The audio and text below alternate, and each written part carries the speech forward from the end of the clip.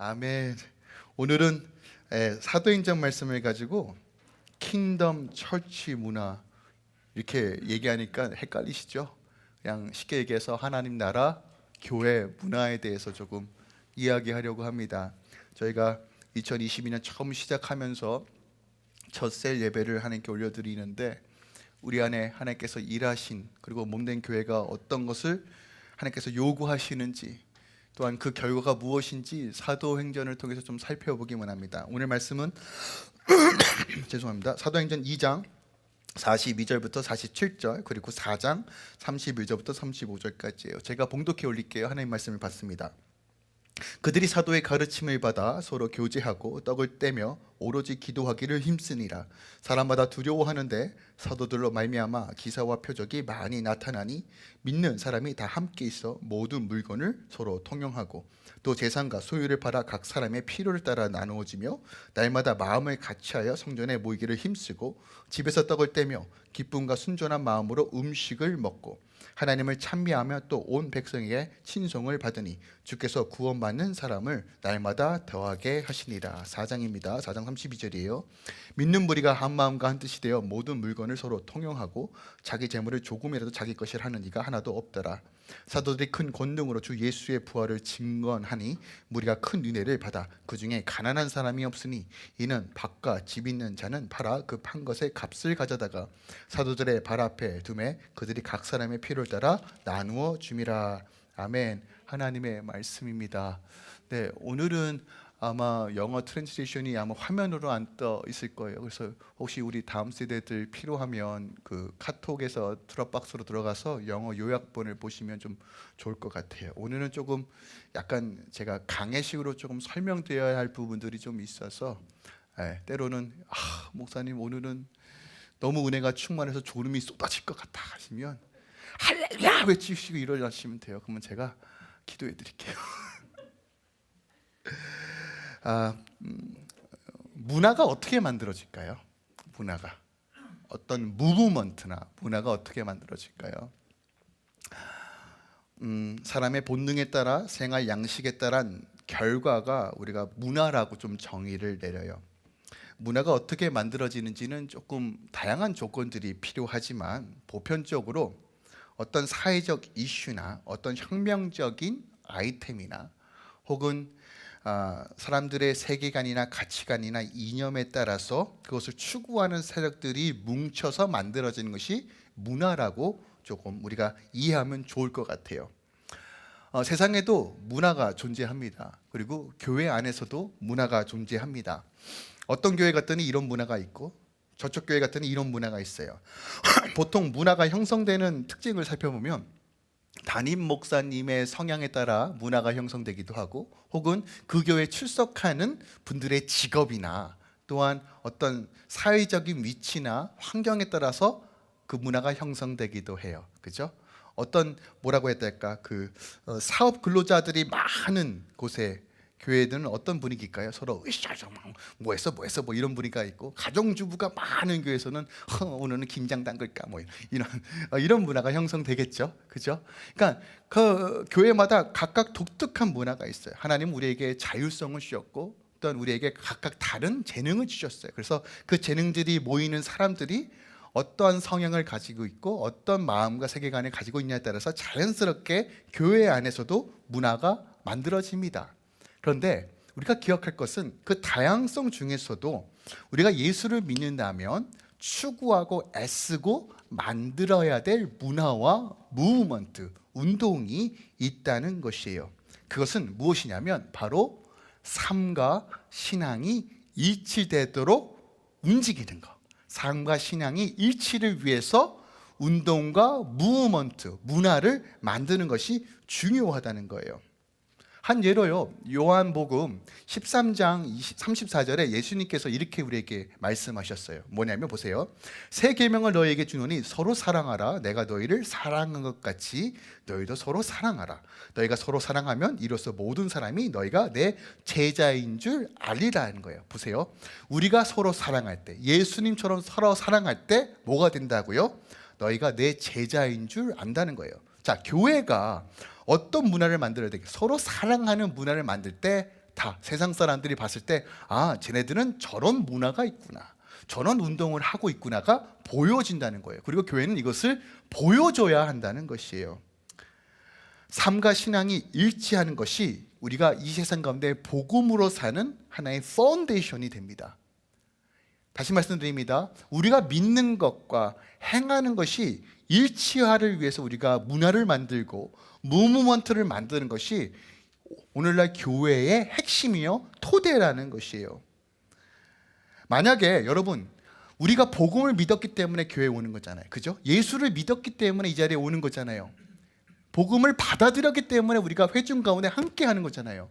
그런데 내가 입증하지 못하는 복음은, 내가 증명하지 못하는 복음은 과연 힘이 있을까요? 아니라는 거예요. 내가 복음을 믿는다면 내 삶 가운데 그것을 입증할 수 있어야 됩니다. 삶과 신앙이 일치하는 문화. 그런데 오늘날 많은 교회들이 삶과 신앙의 불이치를 당연한 것으로 여겼고, 그리고 그런 문화 가운데 교회는 점점 힘을 잃어가고 있는 것이 현실입니다. 마지막 때 하나님께서 몸낸 교회를 요구하시는 것은 바로 삶과 신앙의 일치며 이것을 향해 교회 문화가 형성돼야 한다라고 우리에게 가르쳐주고 있어요. 그리고 이 좋은 모델은 바로 사도행전에 기록되어 있던 1세기 교회들의 모습입니다. 저는 이것을 킹덤 처치 문화라고 좀 정의를 내리고 싶어요. 하나님 나라 교회 문화입니다. 하나님 나라 문화는 반드시 세상과 구별돼야 돼요. 그죠? 이 정도는 우리가 다 알고 있잖아요. 세상의 문화가 아니라 하나님의 말씀 중심적인 문화가 형성돼야 된다.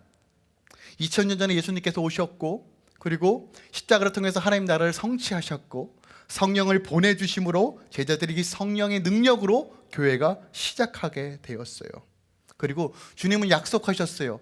내가 한 일과 함께 나보다 더한 것도 너희가 할 수 있다. 성령의 능력으로. 교회의 모습은, 교회의 문화는, 교회의 무브먼트는 세상 가운데 하나님을 드러내는 것이에요. 성령의 능력으로요.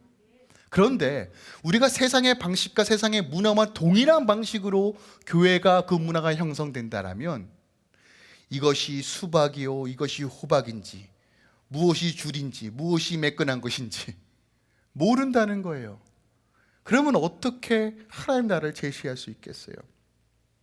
그러므로 우리가 교회들이 지금 우리가 운동하고 애쓰고 노력해야 되는 이 무브먼트의 핵심은 바로 1세기 교회의 성령 운동을 회복하는 것. 이것이 우리의 문화가 되어야 된다는 거예요. 근데 우리의 문제는요, 무엇이냐면, 여러분, 어떠한 문화가 형성되기 위해서는 반드시 수고와 헌신과 눈물과 애쓰는 사람이 있어야 합니다. 한 예로요, 제가 최근에 그 스티브 잡슨에 대한 이야기를 좀 들었어요. 그 아이폰이라는 것은 어떻게 보면 혁명적인 일입니다. 저희가 지금은 스마트폰이 너무 당연하지만 예전에 10년 전만 해도, 10년이 이제 넘었죠.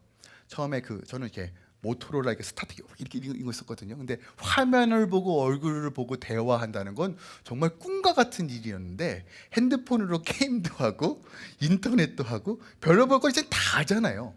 이런 세상을 구축하셨던 가장 시작이 어떻게 보면 아이폰이죠. 근데 스티븐 잡스가 시장암으로 죽었어요. 시장암으로 죽었는데 죽기 하루 전에 지금의 CEO죠, 팀 쿡을 불러가지고 다음 아이폰 개발을 위해 회의를 했다라고 해요. 죽기 하루 전에. 어떤 걸 의미하는지 아세요? 미쳐 있으니까 하는 거예요. 미쳐 있으니까 그런 혁명이 만들어지는 거예요.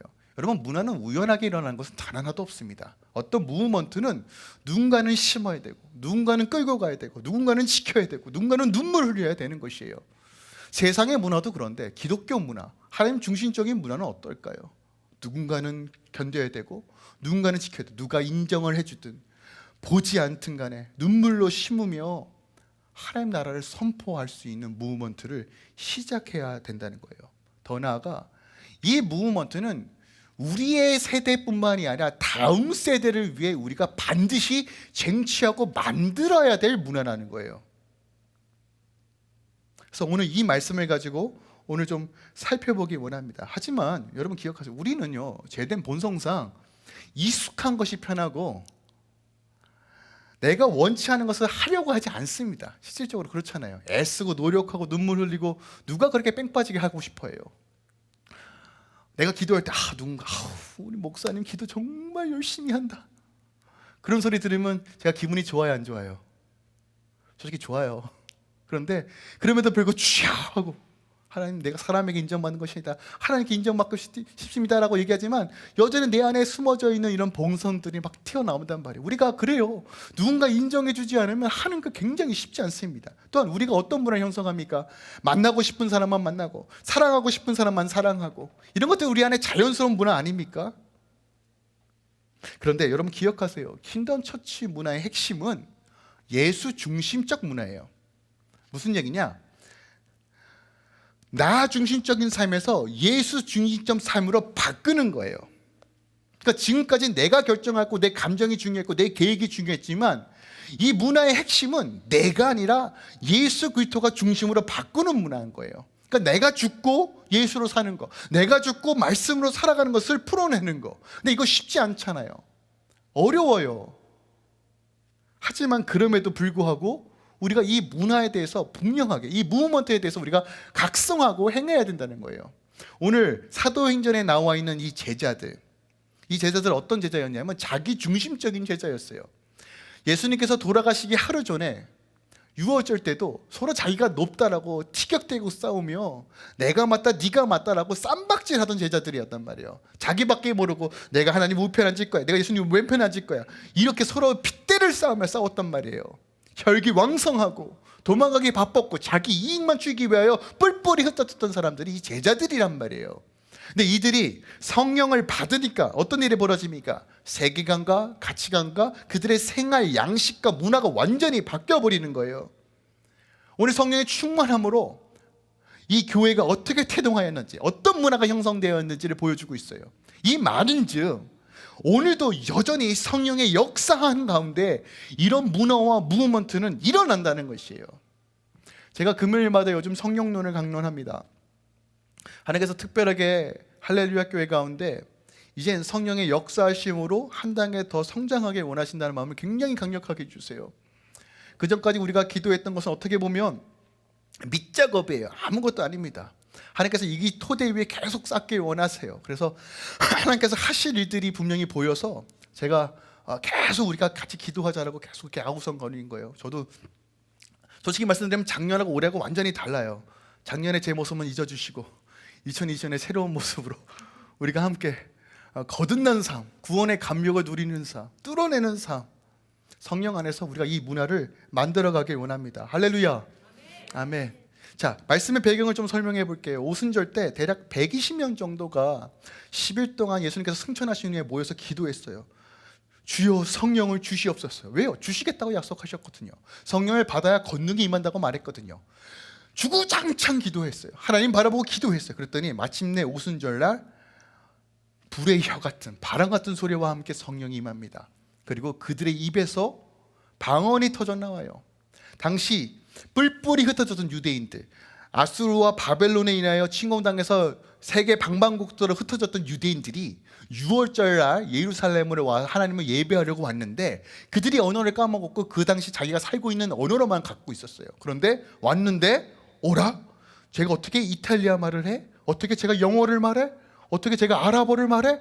별의별 자기 나라들로 하나님을 높이는 것을 듣게 되는 거예요. 근데 그 대상을 딱 봤더니 어라?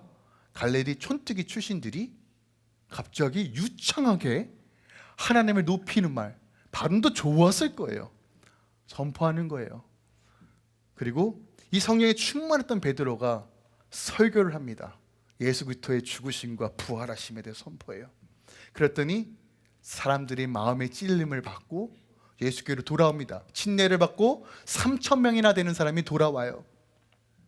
이런 기반이 예루살렘 교회의 시작입니다. 그리고 그 무리들이 어떤 문화를 만들었는지 오늘 본문이 생생하게 기록하고 있어요. 그런데 오늘 우리가 두 부분에서 본문을 읽었습니다. 2장에서 한번 읽었고 4장에서 읽었어요. 그 내용이 겹쳐요, 안 겹쳐요? 겹치죠. 비슷한 내용을 얘기하고 있어요. 왜 겹치는 내용을 굳이 반복해서 누가는 기록했을까요? 이게 중요하기 때문에 그래요. 이게 핵심이기 때문에 그래요. 교회는 이래야 한다는 거예요. 이거는 2000년 전에 있었던 교회의 얘기가 아니라 오늘날 예수 그리스도를 믿는 교회의 모습이어야 한다는 거예요. 그리고 하나님은 이런 교회를 통해서 하나님 나라를 세워간다는 것이에요. 그러므로 우리가 1세기 교회 운동, 성령 운동이 무엇인지를 깨닫고 다시 한번 우리가 이 말씀대로 몸된 교회가 움직이길 사모하시며 함께 믿음으로 바라보는 시간 되길 원합니다. 윌로우 크릭 교회죠. 굉장히 큰 교회죠. 빌 하이벨스 목사님이 이런 말을 했어요. 성경에서 제시한 대로 우리가 제 기능을 다하는 교회 공동체가 되고 모든 잠재력을 10분 발휘하기 위해서는 평신도를 훈련해야 한다라고 말해요.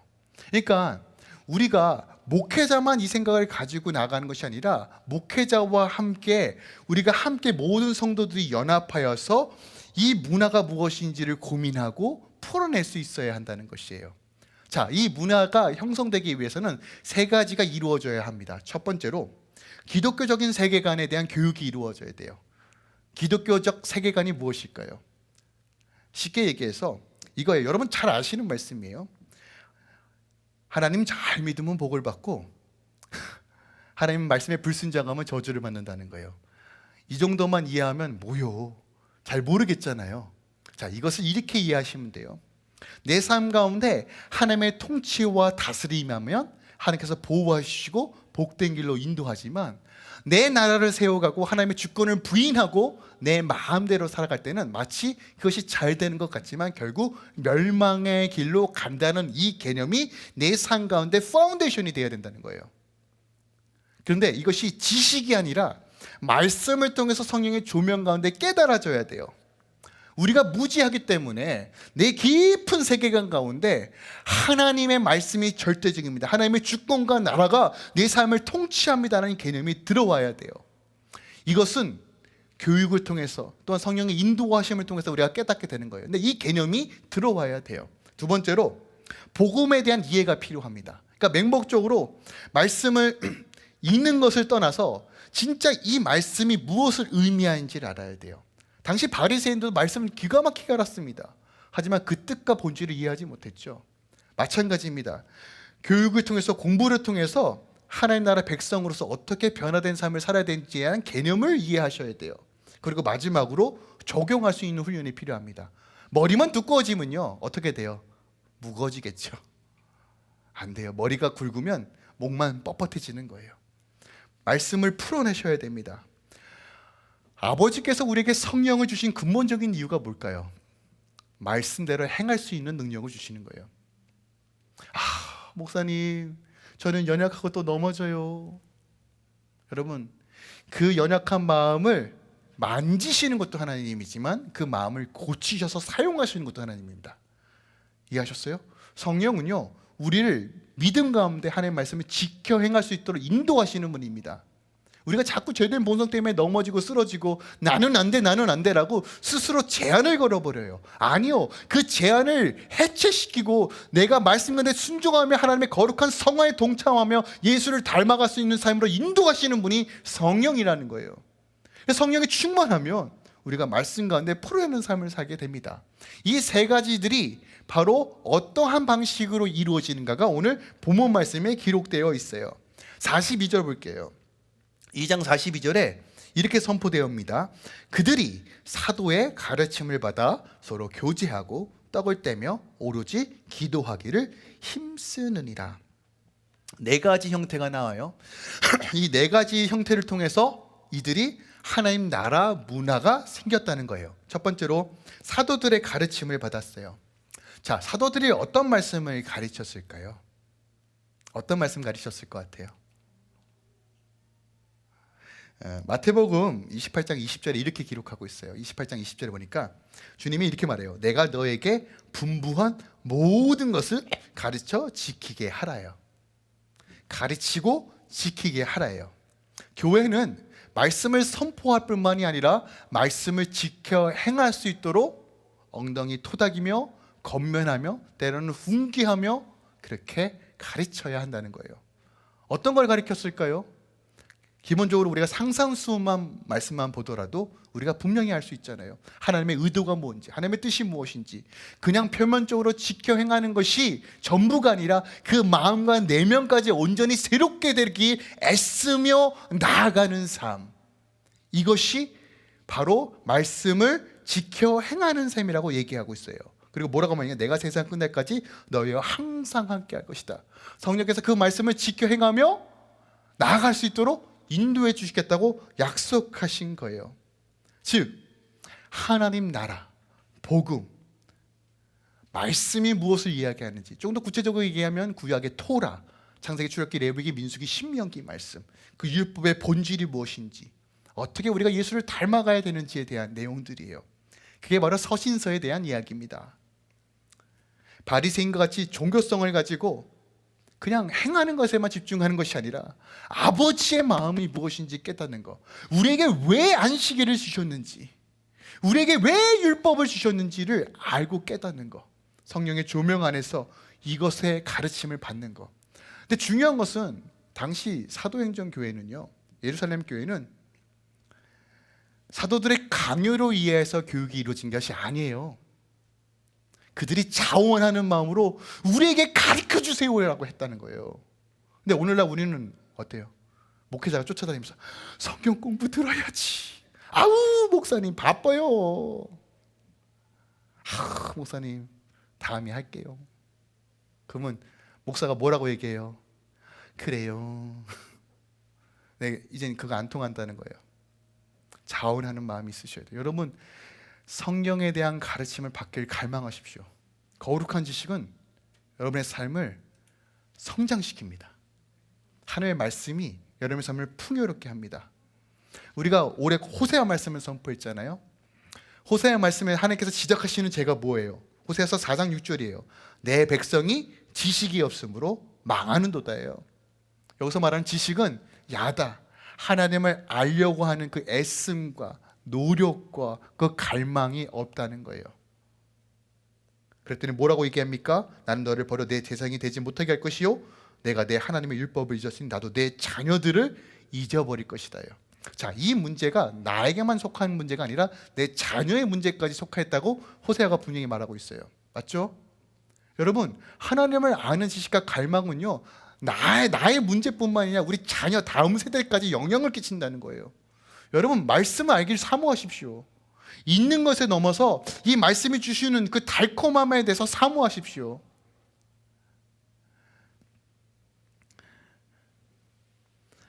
할렐루야 교회가 하나님의 말씀으로 계속 양육되어지길 원합니다. 하나님 나라 성경 간통, 하나님 나라 제자 훈련, 등록은 안 하셨지만 계속 진행하고 있어요. 일대의 양육, 그리고 토요일 아침마다 줌으로 말씀 나누는 거 별거 아닌 것 같죠, 여러분? 그런 것들이 쌓이고 쌓여서 내 생각과 내 마음 가운데 하나의 말씀으로 채워주는 거예요. 그리고 앞으로 더 많은 것들 나눌 겁니다. 엔드 오브 타임부터 시작해가지고 아가서부터 시작해가지고 선도주자로서 어떻게 살아야 되는가, 기도의 집에서 어떻게 살아야 되는가 강의는 다 준비하고 있어요. 제 머리 터질 것 같아요. 근데 하나님 지혜 달라고 계속 강구했더니 하나님께서 계속 한 차례씩 만들어 주시는 것 같아요. 그래서 그것에 대한 사모함으로 나아가고 있어요. 최근에는 지금 성령론에 대해서 계속 공부하고 책 보고, 하나님 어떻게 풀어내야 됩니까? 하나님 할렐루야 교회 성령님에 대한 메시지는 어떻게 전해야 됩니까? 계속 고민하고 있어요. 그런데 하나님께서 그 가운데서 계속 정립해 주시는 거예요. 이유가 있는 것 같아요. 하나님께서 저에게 주시는 마음도 있고, 그것을 선포하려고 하는 그 강력한 메시지, 그리고 이것에 대해서 여러분 사모하시고 공부하시고 따라갈 때 우리가 이 거룩한 문화 가운데 만들어줄 수 있다는 거예요. 제가 최근은 아니죠, 예전에 한번 봤던 영화예요. 중국 지하교회에서 어떤 한 남자가 여행용 가방을 들고 와서 여행용 가방을 딱 열었더니, 그 영상 혹시 보신 분 계실 거예요. 남색의 성경책이 잔뜩 들어있어요. 열자마자 막 중국 사람들이 막 성경책을 서로 가지려고 해요. 여기까지도 저도 이해했어요. 그래, 갖고 싶었구나. 근데 그 다음 장면은 제 마음이 되게 뭐라고 해야 될까, 되게 인스파이어 됐어요. 왜냐면 성경책을 들고 울더라고요. 근데 그게 가식이 아니라 진짜 울더라고요. 모든 사람이 그러면서 이 장면을 보면서 이들에게 성경은 어떤 의미일까를 생각했어요. 여러분 집에 성경책 몇 권이나 갖고 계세요? 저도 요약본까지 보니까 그 다음 버전 뭐 헬라어, 히브리어 같은 성경까지 보니까 대략 20권이 넘더라고요. 근데 많은 부분에서 장식이에요, 성경책이. 요즘은 얼마나 놀라운 세상에 살고 있습니까? 어플로서 성경 말씀까지 들려줘요. 어떻게 보면 귀에다 대고 하나님께서 말씀해 주시고 있는데도 그것도 우리가 마치 숙제하는 것처럼 성경책을 읽는다. 숙제하는 것처럼. 여러분 숙제하는 것처럼 성경 읽지 마세요. 하나님께서 지금 무엇을 말씀하시는지 귀 기울이시고 성령께서 조명해 달라고, 총명과 지혜와 계시의 눈을 열어주셔서 하나님 이 말씀이 내 삶에 역사하도록 인도해 달라고 그렇게 갈망하시고 읽으세요. 그리고 말씀의 사모함으로 여러분 같이 공부합시다.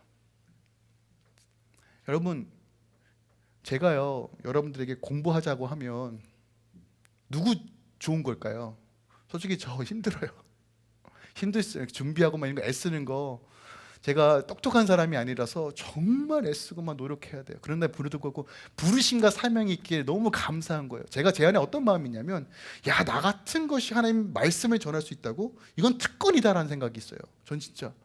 저는 자격이 없고 똑똑하지 않은데 하나님께서 가르치게 하셨고 말씀을 양육할 수 있는 이 자리를 인도하신 것이 너무 감격스러워요. 그러니까 그거 하나만으로도 저는 너무 신나요.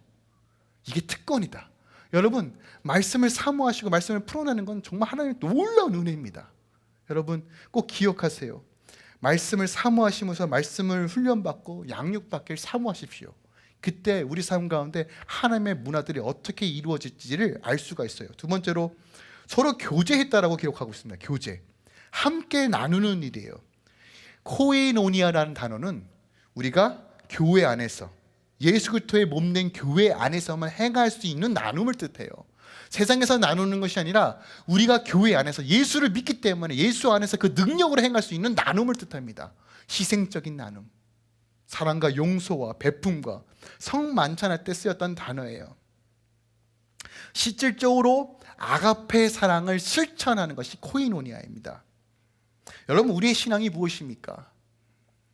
우리의 믿음은 무엇이에요? 할 수 없는 걸 하나님의 은혜로 하는 거잖아요. 용서하고 사랑하고 풀어내고. 그런데 분냄과 갈라짐과 당파짓고 끼리끼리 모이고 할렐루야 놀렐루야, 이게 세상과 뭐가 다르냐는 거예요.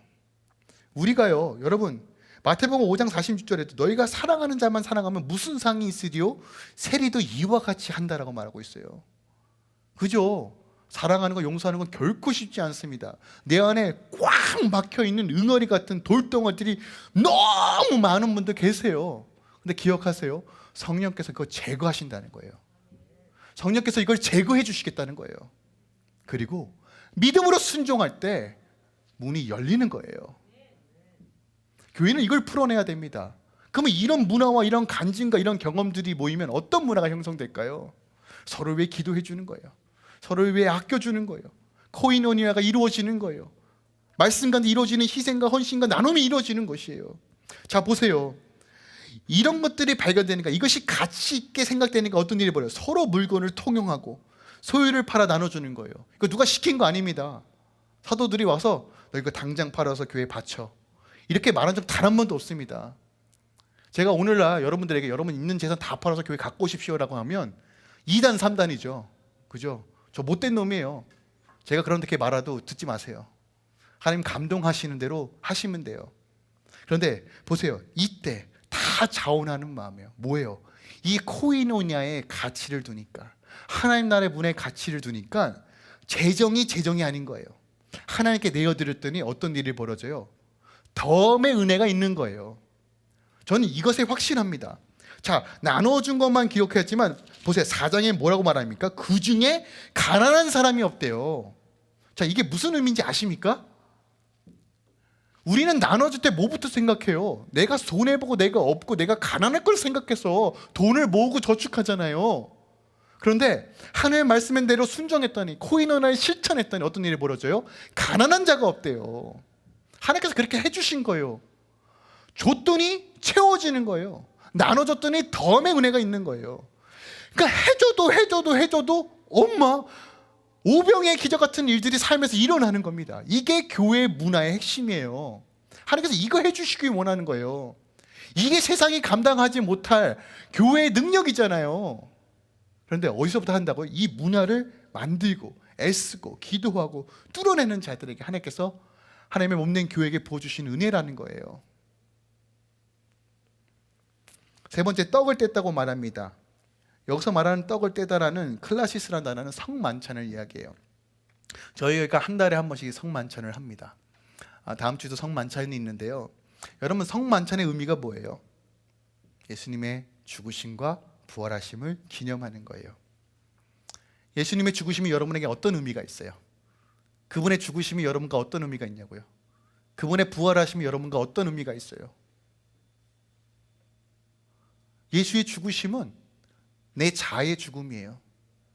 예수의 죽으심은 내 생각과 고집의 죽음이에요. 완전한 순종, 완전한 복종을 의미해요. 근데 오늘날 우리가 여전히 몸이 뻣뻣해요. 내가 하고 싶은 대로 살아요. 아니요. 떡을 떼면 하는 이 의미는, 떡을 뗐다라는 것은 뭐냐면, 성만찬을 했다는 것은 내가 주님의 죽으심에 동참하고 주의 부활하심에 동참했다는 것을 의미해요. 그래서 교회 안에서는 누가 잘났다 누가 못냈다가 아니라 서로 서로 바라보고 기도하고 애쓰는 거예요. 이 마음이 있으면 내가 하나님의 전적인 은혜로 구원받았다는 것이 내 안에 각인이 되면요, 주의 전을 사모할 수밖에 없고 주의 지체를 사랑할 수밖에 없어요. 근데 이것을 이루게 하시는 분이 누구예요? 성령 하나님이라는 거예요.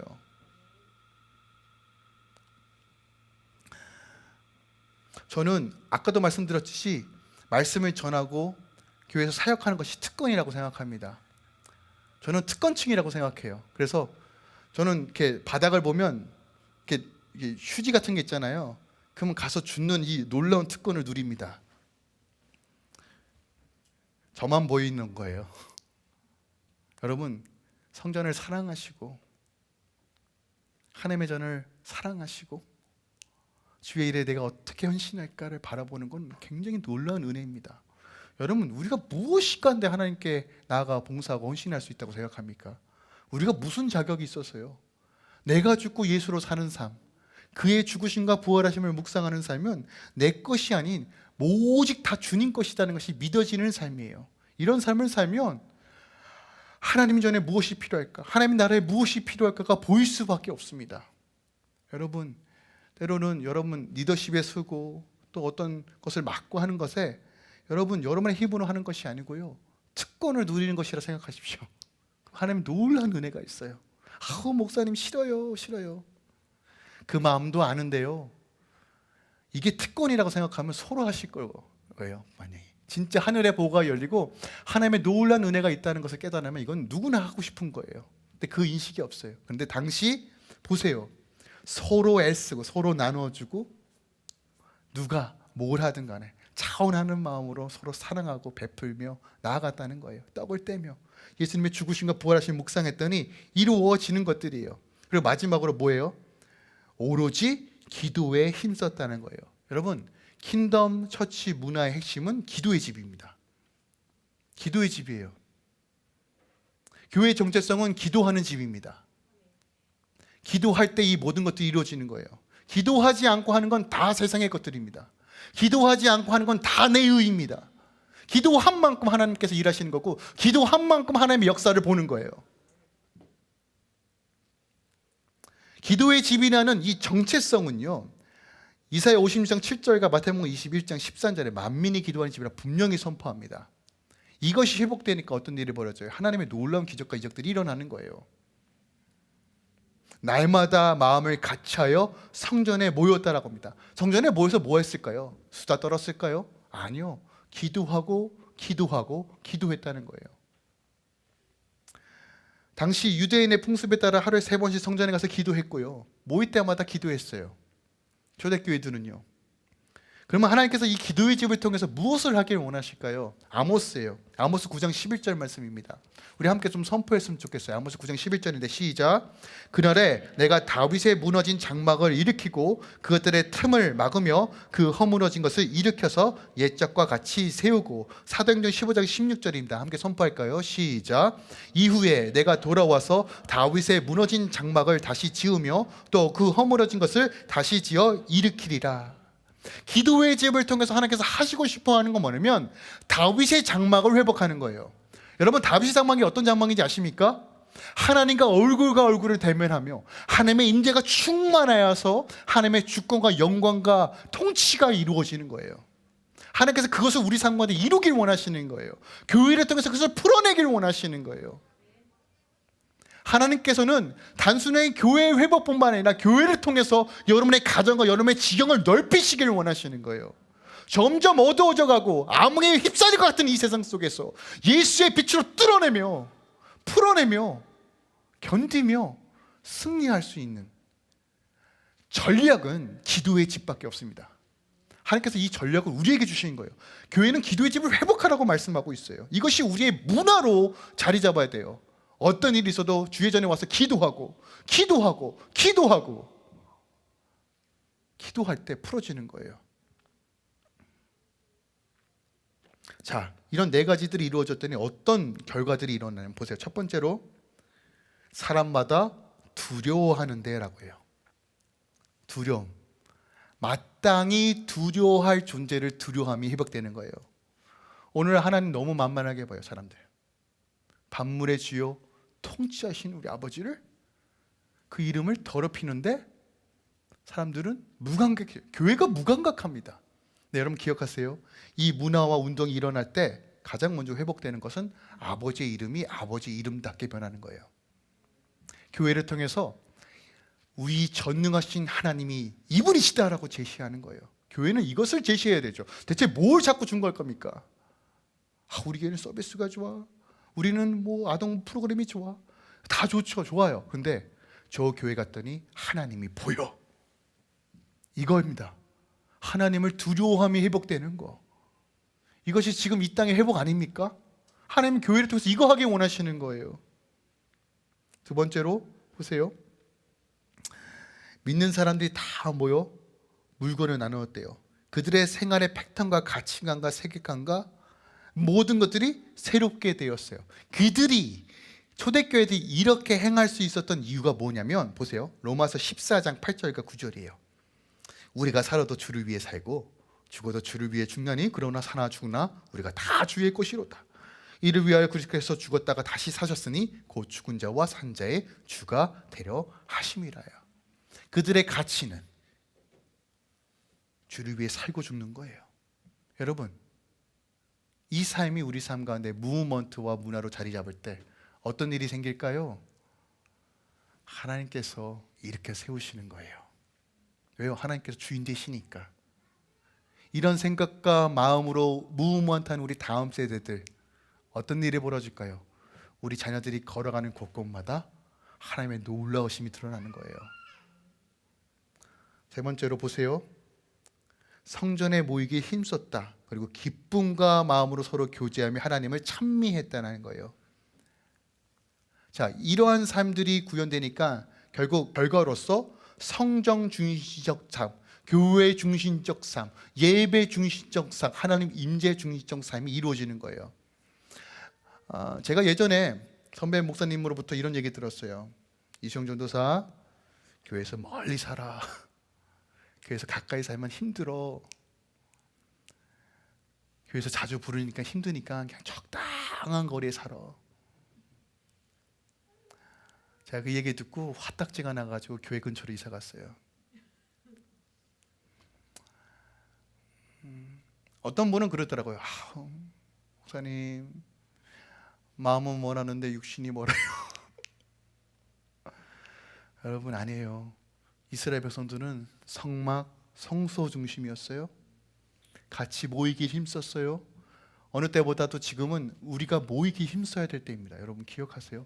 흩어지면 죽어요. 뭉치면 살고 흩어지면 죽어요. 지금은 뭉칠 때예요. 하나님께서 흩어지라고 명령하시기 전까지 다시 뭉쳐야 될 때입니다.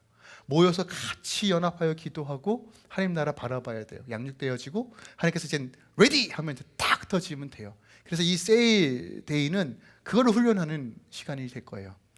모이는 것을 훈련하고 흩어지는 걸 훈련해요. 그래서 저는 나중에 여러분들이 세일 그룹별로 혹은 작은 규모로서 각각 교회를 세우고 한 달에 한 번 정도는 그곳에서 하나님의 나라를 선포하고 기도할 수 있도록 그런 그림을 그리고 있어요. 모이고 흩어지는 것을 잘하는 교회, 이것이 지금 우리에게 요구하시는 문화와 운동입니다. 그랬더니 어떤 결과가 뭐예요? 보세요. 온 백성이 친송을 받는다라고요. 교회가 교회다워지니까 하나님 영광 받으시는 거예요. 여러분, 다른 거 없습니다. 세상의 방식이 아니라 하나님의 나라 문화 방식으로 교회는 풀어내야 됩니다. 하나님의 거룩하심을 드러내야 돼요. 영적인 것을 제공해야 돼요. 그러려면 우리가 애쓰고 노력하고 눈물 흘리고 나아가야 돼요. 쉬운 길 아닙니다. 쉬운 길 아니에요. 근데 여러분 기억하세요. 나만의 문제가 아니라 우리 다음 세대들까지 이 문제가 연결되어 있는 거예요. 우리가 예수 믿는 이유가 뭐예요? 나만 잘 먹고 잘 살기 위해서 아니잖아요. 최소한 여러분의 가정, 여러분의 남편, 아내, 여러분의 자녀들이 예수 믿고 하나님의 자녀가 되는 것이 여러분의 기도 제목 아닙니까? 근데 이거 어떻게 이루어져요? 하나님께서 이 문화와 운동을 일으키라는 거예요. 이것을 회복하라는 거예요. 그때 하나님께서 주권적으로 역사하시고 인도해 주시겠다는 거예요. 할렐루야 교회는 이거 추구하며 나갈 겁니다. 성령의 능력으로 이것을 구현해낼 것입니다. 이것이 할렐루야 교회의 방향입니다. 우리 함께 말씀 공부하고 서로 교제하고 떡을 떼며 기도합시다. 기도합시다.